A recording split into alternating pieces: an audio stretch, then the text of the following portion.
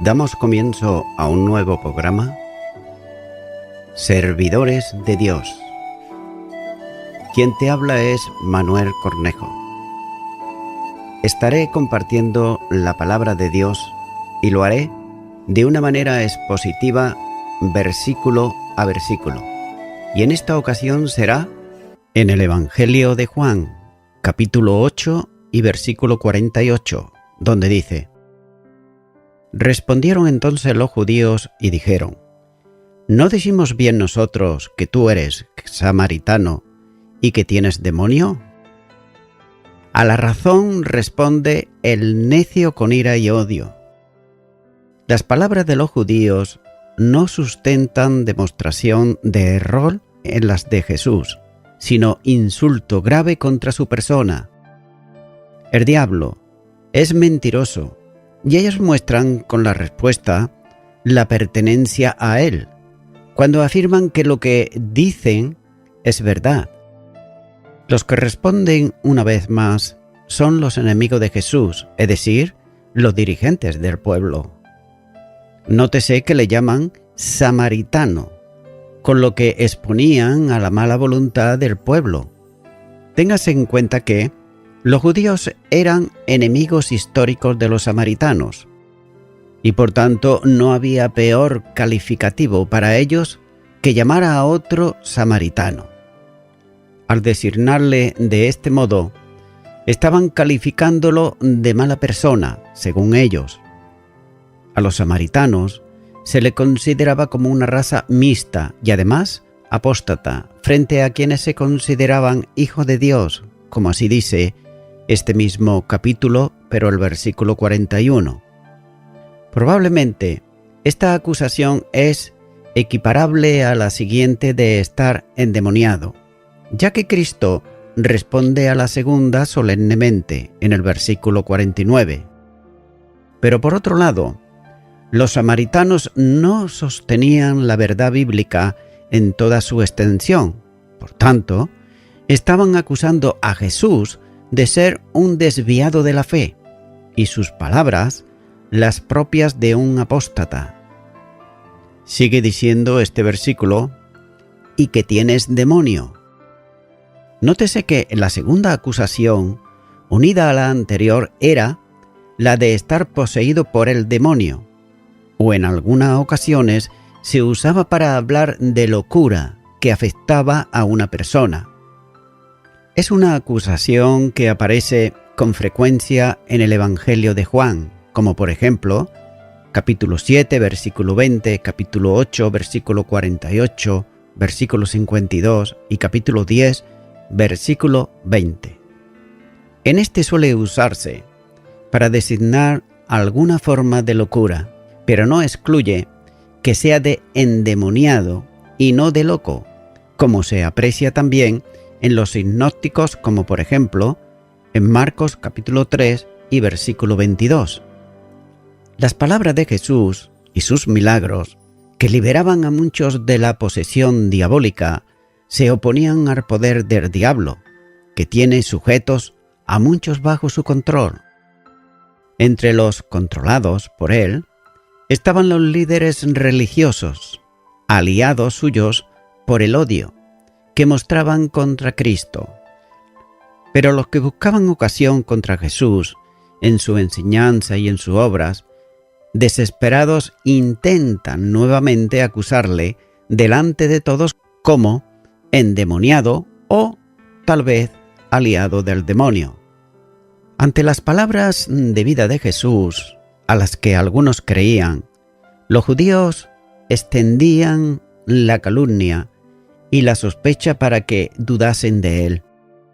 Aquella acusación trataba de hacer ver a todos que el poder de Jesús no procedía del bien, sino todo lo contrario, del mal. No era un enviado del Padre, como decía, sino del demonio, según decían los judíos, ya que aquellos perversamente vivían apegados a su sistema religioso y a sus tradiciones, y además se creían en posesión de la verdad, pero no tenían, sin embargo, la autoridad de quien era realmente la verdad. Bajo la influencia diabólica, en un interés impío por negar que Jesús es el Hijo de Dios, planeaban cometer el homicidio de quitar la vida a Jesús, como era la intención de su padre, es decir, del diablo. Aquel grupo de judíos, escribas y fariseos, dominados por el odio, mentían al pueblo, engañándolo y además acusando a Jesús de estar endemoniado. Nótese que, de nuevo, procuraban que quienes oían las respuestas a las palabras de Cristo entendiesen que estaba al servicio de Satanás y era además su aliado. No hay una manifestación más diabólica que el comportamiento de estos perversos, que actuaban con una malicia y falsedad ilimitada, movidos por una enemistad infernal en contra de Jesús. El enorme crimen moral de quienes se consideraban dechados de piedad consistía en negar la evidencia de que sus palabras eran de Dios. Y en mayor o menor grado, la arrogancia y el orgullo religioso conduce a situaciones de impiedad manifiesta, especialmente marcada en aquellos que se consideran espirituales porque conocen precisamente algo de la palabra y guardan celosamente los puntos y las comas en un fanático literalismo, sin importarles la realidad de las Escrituras manifestada en la misericordia y la gracia contenida en ella, de manera que son capaces de hacer cualquier cosa cuando ven peligrar su posición y caer sus criterios personales. Además, cuando sospechan que el ministerio de alguien, hecho en el nombre del Señor, puede conducir a la mirada de los creyentes hacia Cristo, apartándola de los hombres y sus tradiciones, su corazón, controlado por la carne y no por el espíritu, planifica el modo de acallar la voz que Dios usa en medio de su pueblo. Eso sucedió en los tiempos de Jesús, pero lo más terrible es que continúa pasando también en los días de hoy. Una de ellas es la útil perversidad de la murmuración, consistente en esparcir calumnias o medias verdades, que son peores que mentiras, contra quien está sirviendo al Señor y no a los hombres. Este tipo de hipócritas está dispuesto a cuanto sea para evitar que el pueblo de Dios escape a las cadenas de esclavitud que ellos han puesto sobre los santos. Nada los va a hacer detener con tal de conseguir su propósito.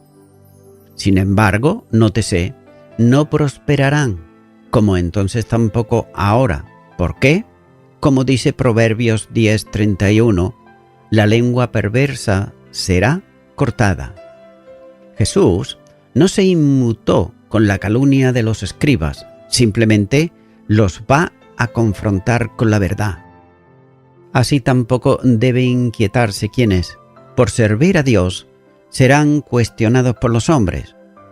Pero es necesario recordar la promesa que Él hace en su palabra, como dice en Isaías capítulo 54 en adelante, donde dice: Si alguno conspirare contra ti, lo hará sin mí. El que contra ti conspirare, delante de ti caerá. He aquí que yo hice al herrero que sopla las ascuas en el fuego y que saca la herramienta para su obra, y yo he creado al destructor para destruir. Ninguna arma forjada contra ti prosperará, y condenarás toda lengua que se levante contra ti en el juicio. Esta es la herencia de los siervos de Jehová, y su salvación de mí vendrá, dijo Jehová. Respondió Jesús: Yo no tengo demonio, antes honro a mi Padre, y vosotros me deshonráis. Nótese que no responde a la acusación de samaritano, pero niega la de endemoniado mediante una concreta frase, cuando dice: Yo no tengo demonio. Cuando se produce una acusación contra quien sirve a Dios, tan solo corresponde negarla, pero encomendar la defensa a quien juzga justamente y que ha llamado y enviado a su siervo a cumplir una misión en su nombre. Cuando se calumnia a quien Dios ha llamado a su servicio, se está calumniando, y nótese que esto es muy grave, a Dios mismo. Por otro lado, lo que estaba haciendo era honrar al Padre que lo había enviado, del que procedía y con el que compartía la vida divina, como una persona en el ser divino. Si tuviese demonio, no estaría honrando a Dios, como aquello estaban haciendo, ya que junto con la deidad se aprecia otra vez la humanidad de Cristo, sensible al vituperio y a la deshonra que le causaban las acusaciones blasfemas de los líderes religiosos de Israel. Esta deshonra es lo que cada creyente debe esperar, ya que nunca Dios ha prometido que los hombres honren a quienes honran a Dios. Jesús honraba al Padre al denunciar la relación espiritual de los judíos con el diablo, mientras que ellos deshonraban al Hijo. Lo hacen también con el Padre, a quien decían pertenecer como hijos suyos. Aquellos perversos le quitaban a Jesús el honor que le correspondía como hijo del Padre Eterno. Continúo ahora con el versículo 50, donde dice: Pero yo no busco mi gloria, hay quien la busca y juzga. Nótese que Jesús no tenía necesidad, humanamente hablando, de buscar su propia gloria, porque quien le glorificaba era el Padre que le había enviado. La respuesta que había dado a los judíos no era buscando quedar bien entre ellos y los oyentes que estaban presentes, sino que cada momento en la vida de Cristo, cada palabra que salía de su boca, cada acción en su ministerio, la llevaba a cabo buscando precisamente la gloria del Padre. Pero, mientras que Él se ocupaba de glorificar al Hijo, es decir, el Padre que buscaba la gloria del Hijo, también juzgaba reivindicándole de las acusaciones que formulaban contra Él y condenando por mentira y odio a los adversarios. Aquellos se atrevían a juzgar a Cristo, pero sin embargo ignoraban voluntariamente que ellos son los que iban a ser juzgados. Dios no se conforma con expresiones externas, que algunas de ellas sustentadas con la aparente intención de defender la fe, sino que ve la realidad que hay en el corazón del que es juzgado. Es por eso que los judíos procuraban la muerte de Jesús, en un ciego celo por buscar la gloria de Dios, pero el objetivo de sus intenciones era el homicidio del Verbo encarnado, como dice Juan capítulo 5 versículo 18 y capítulo 7 versículo 1. Como dice el profesor Leon Morris, la ironía más audaz consiste en que, aunque los judíos buscaban la muerte de Jesús, el resultado de esa muerte iba a ser la verdadera gloria de Dios. Él conduce todas las cosas para manifestar su verdad, y que por ello su nombre sea glorificado. No importa el oprobio para quien busca la gloria de Dios, como por otro lado dice el doctor Lacueva. Quienes están muertos a las alabanzas de los hombres pueden soportar impávidos los insultos de los hombres. Por tanto, Cristo no buscaba su propia gloria, porque sabía que Dios honra a quienes no buscan su honor, sino que humildemente le sirven para su gloria. Y aquí nuevamente debemos aprender que las ofensas no deben ser vengadas por los que las reciben, sino que éste, en dependencia plena del Padre, encomienda su causa al que juzga, quien reivindicará su honor, exhibiendo su justicia como la luz del mediodía. Y lo hará remitiendo la causa a Dios humildemente y esperando pacientemente en Él. Llegaremos a conocer en propia experiencia que hay quien juzga nuestra causa, como dice el Salmo 37, los versículos 5 al 7. Continúa ahora con el versículo 51, donde dice: De cierto, os digo, que el que guarda mi palabra nunca verá muerte. Con el enfático amén, amén, es decir, de cierto, tan común en el Evangelio, el Señor remarca lo que sigue. Las palabras solemnes a las que los oyentes debían prestar atención, dada la importancia vital de su contenido, ya que en ellas se establece la diferencia entre muerte y vida. La primera condición señalada a las características del creyente, que habiendo recibido la palabra y habiendo creído al mensaje de Dios, ahora vive en ella guardándola, en el sentido de seguirla como principio de vida. En ese caso, no solo tiene la palabra, sino que la retiene, como dice el Salmo 119 y versículo 9. Ese guardar la palabra santifica la vida cristiana, como dice Juan capítulo 17 y versículo 17. El verdadero creyente no verá en sentido de experimentar la muerte, porque a creer en Cristo pasó a la vida, como dice Juan capítulo 5 y versículo 24. Pero esto no significa que no pase por la muerte, puesto que así establece Dios para todos los hombres, como dice la carta a los Hebreos capítulo 9 y versículo 27. Pero lo que está diciendo Cristo es que la muerte no afecta al creyente para siempre.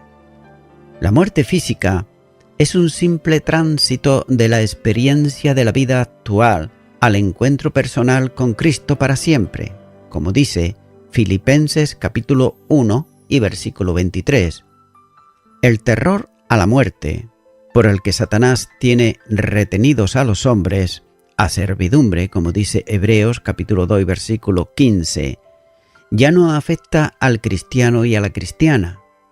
Los creyentes no tememos a la muerte, porque en Cristo hemos sido hechos dueños de ella, como dice Primera de Corintios capítulo 3 y versículo 22, siendo, además, estimada a los ojos de Dios, como dice el Salmo 116 y versículo 15.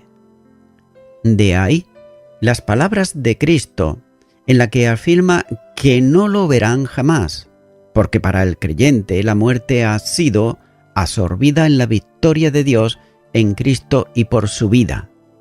Primera de Corintios capítulo 15 y versículo 54. El que cree en Cristo ha pasado de muerte a vida porque queda preservado de la muerte segunda o muerte perpetua, propia de quien no ha creído. Además, para el que cree, el juicio por el pecado y la penalidad por el mismo ya ha sido extinguido en la obra redentora de la cruz. Cristo ocupó el lugar del pecador y éste queda absuelto de la responsabilidad penal del pecado, pudiendo decir con seguridad que ya no hay condenación para los que están en Cristo, como dice Romanos capítulo 8 y versículo 1. Así que el juicio definitivo de Dios, que en su santa ira condenará eternamente al no creyente, nada tiene que ver con quien, por fe en Cristo, ha recibido no una vida cualquiera, temporal y limitada, sino la de Dios mismo, por medio de Cristo, que por ser eterna, no perecerá jamás. Continúo ahora con el versículo 52, donde dice: Entonces los judíos se dijeron: Ahora conocemos que tienes demonio. Abraham murió, y los profetas, y tú dices: El que guarda mi palabra nunca sufrirá muerte. Las palabras de Jesús producen impacto en los judíos, de manera que la réplica no se hace esperar. Habrá uno, pero está haciéndolo en nombre del grupo, por tanto, expresa el sentido de todos ellos. Nuevamente, una expresión insultante reafirmando lo que antes había dicho, que está poseído por el demonio. En verdad, estaban actuando en forma maligna, puesto que ellos habían visto que las obras de Jesús ponían de manifiesto que Él era el enviado de Dios, por maestro, como dice Juan capítulo 3, versículo 2. Por tanto, lo que hablaba procedía de Dios mismo. Así, se lo hizo entender poco antes en el versículo 28. Y otra vez, estando cometiendo el horrendo pecado de llamar diablo a Dios, la justificación que da a aquella impía acusación es que todos los grandes hombres de la nación, desde Abraham pasando por todos los profetas, murieron. Eso es evidente. Las biografías de todos ellos podían cerrarse con dos palabras: hiera y murió, ya que no hay hombre alguno que no muera, aunque podía haber dos excepciones, como por ejemplo Enoc antes del diluvio y Elías después del diluvio, como así nos dice Génesis capítulo 5 versículo 24 y el segundo libro de Reyes capítulo 2 versículo 11. Como se hace notar antes, Dios estableció para todos los hombres que mueran una sola vez. Si los hombres más grandes de Israel murieron, las palabras de Jesús entran en conflicto con esta realidad, cuando dice que quien guarde lo que Él enseña no morirá para siempre. Sin embargo, es necesario apreciar que hay ciertas variaciones entre lo que Jesús dijo y lo que ellos dicen, ya que Cristo afirmó que el creyente no vería muerte para siempre, pero ellos hablan de que no gustarían la muerte jamás. Los judíos estaban repitiendo su inveterada costumbre de tomar literalmente las palabras que dice Jesús, dándoles el sentido temporal y físico, pero no el espiritual y el eterno, ya que el Señor no se refería a la experiencia de la muerte física, sino de la muerte eterna. Posiblemente, en el cambio del verbo entre este y el versículo anterior, Juan esté intentando hacer notar al lector la burda interpretación de la muerte física, como si el creyente en Cristo no fuese a pasar por ella, cuando el sentido real es que el que cree no será vencido por la muerte. Continúo ahora con el versículo 53, donde dice: ¿Eres tú acaso mayor que nuestro padre Abraham, el cual murió, y los profetas murieron? ¿Quién te haces a ti mismo? En su afán de rebatir lo que Cristo decía, apelan mediante una pregunta reflexiva que debiera para ellos tener una respuesta negativa, a preguntarle si él era mayor que Abraham. Para los judíos, el hombre más grande, amigo de Dios, originador del pueblo de Israel, era Abraham. Sin duda, debían haber entendido que el Mesías era mayor que Abraham, pero ellos negaban aceptar los hechos y por tanto negaban que Jesús fuese el Cristo.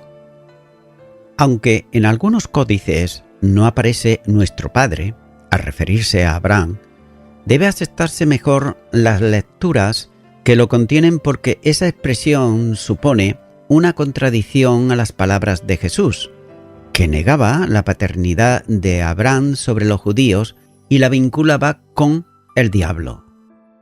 Por esa causa, posiblemente marcaban el hecho de que ellos consideraban a Abraham como su padre. A este grande, entre los grandes, le alcanzó la muerte. Del mismo modo, como se ha dicho ya en el versículo anterior, también los profetas murieron. En la construcción gramatical de la frase se usa una síntesis expresiva que supone un añadido de lo judío a la respuesta, dando mayor amplitud, como si se acordasen en el momento que debían citar a los profetas que, como Abraham también, ellos habían muerto. Sin embargo, de ellos podía acusar a Jesús de pecado, como él mismo les desafió antes en el versículo 46. Luego, cuando él decía, como ya se ha considerado es verdad, así que debieran haber servido las palabras de Jesús para hacerle reflexionar sobre quién era verdaderamente. Para ellos, por su ceguera espiritual, Cristo tenía demonios, al hacerse superior a Abraham, cuando realmente sus palabras y sus obras lo atestiguaban como el Mesías. Pero sin embargo, buscaban en cada momento, inducidos a ello por su padre el diablo, una ocasión contra el Señor. De ahí la pregunta que le formulaban: ¿qué te haces tú a ti mismo? Y voy concluyendo ya con esto. Abraham nunca había liberado a nadie de la muerte y él mismo no había podido librarse de ella. Pero aquí había uno que afirmaba poder liberar a sus semejantes de la muerte. Él debía considerarse mayor que los padres. Estimado y estimada oyente, ni Buda, ni Confucio, ni la Virgen María pueden librar a ningún ser humano de la condenación del pecado original, ya que toda persona, sea religiosa, sea mística, sabia, política o poderosa, tiene necesidad de un Salvador, y ese Salvador es Jesucristo, quien fue el que dio su vida por el pecador arrepentido. Y mira lo que dice la palabra de Dios en 1 de Timoteo capítulo 2 y versículo 5. Porque hay un solo Dios y un solo mediador entre Dios y los hombres, Jesucristo, hombre. Amigo y amiga oyente, como bien dice la palabra de Dios, solamente hay un mediador entre Dios y los hombres. Como he dicho anteriormente, no es Confucio, no es Buda, no es la Virgen María, sino que es Jesucristo, hombre. Por tanto, yo te animo ahora, si tú no tienes a Cristo en tu corazón como tu único y suficiente Salvador, a que ores conmigo esta oración de fe y repite ahí a donde te encuentres. Repite y di: Señor Jesús, te pido perdón por todos mis pecados, ya que muchas veces he creído, y así he hecho, que otra persona, aparte de ti, me podía dar salvación y vida eterna. Pero tu palabra declara que no, que solamente tú, Jesucristo hombre, eres el único mediador entre Dios y los hombres. Lo creo firmemente en mi corazón y te doy gracias en el nombre de Jesús. Amén. Amigo y amiga oyente, si tú has hecho esta oración de corazón, te recomiendo que comiences a orar a Dios, en primer lugar, en el nombre del Señor Jesucristo.